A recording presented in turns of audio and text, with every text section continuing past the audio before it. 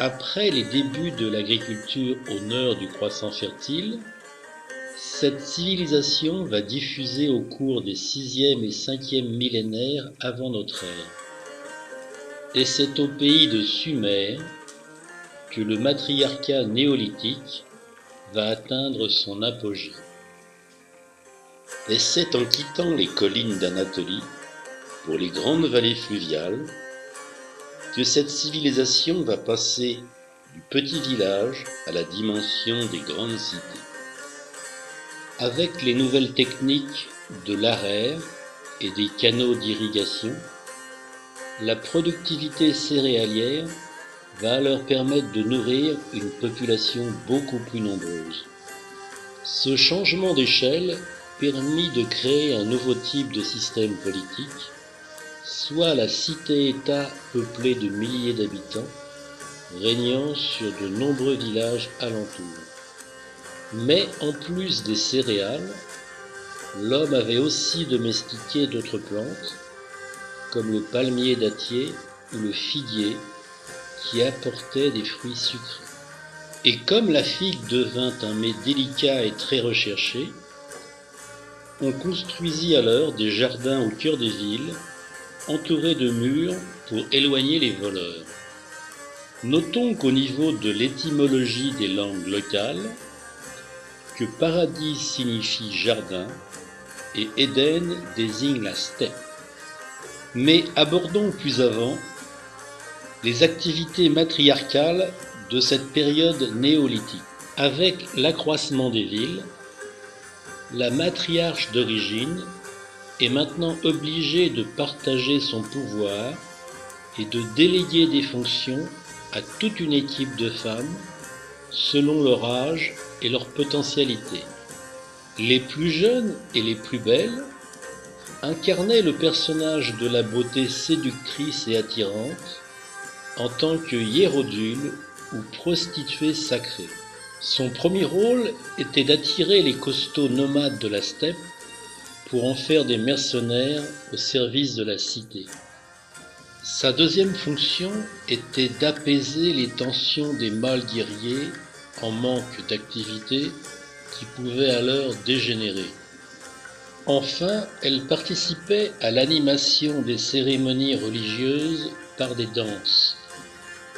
Une autre activité importante était la cérémonie du sacrifice humain qui éliminait le prince consort devenu trop encombrant.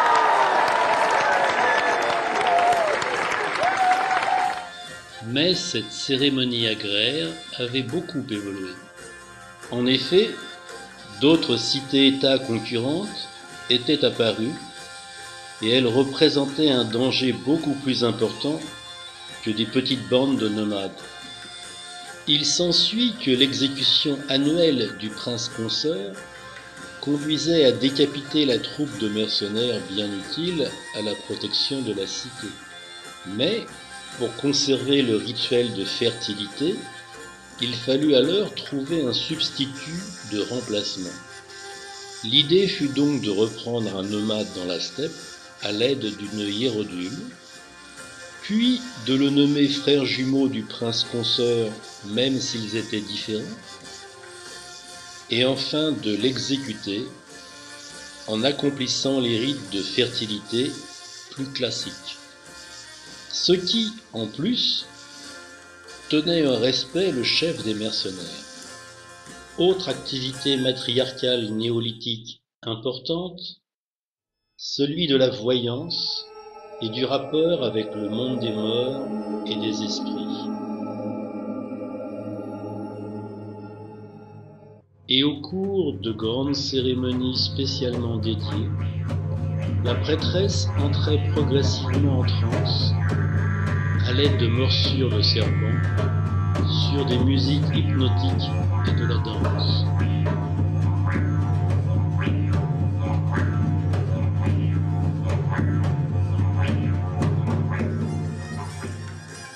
Et sous cet aspect de magicienne occulte, elle servait alors d'oracle comme intermédiaire entre les vivants et les dieux.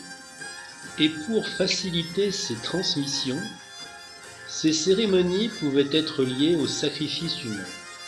Le sacrifié, partant alors dans le monde des morts, servait de messager en lui accolant des ailes. De jeunes enfants mâles pouvaient également servir à ce rôle de communicant. Mais en plus, ces relations parégoriques permettaient de soigner les malades ou, tout du moins, d'indiquer les origines magiques de ces maladies. Et ainsi, le symbole médical y trouve-t-il son origine. Enfin, terminons par la fonction de management réservée à la grande matriarche de la cité-État lors de son apogée.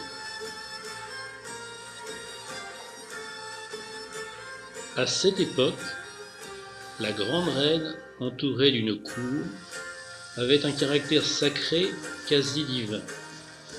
Tout le long de l'année, elle présidait à toutes les cérémonies religieuses agraires, mais sa participation était devenue moins directe.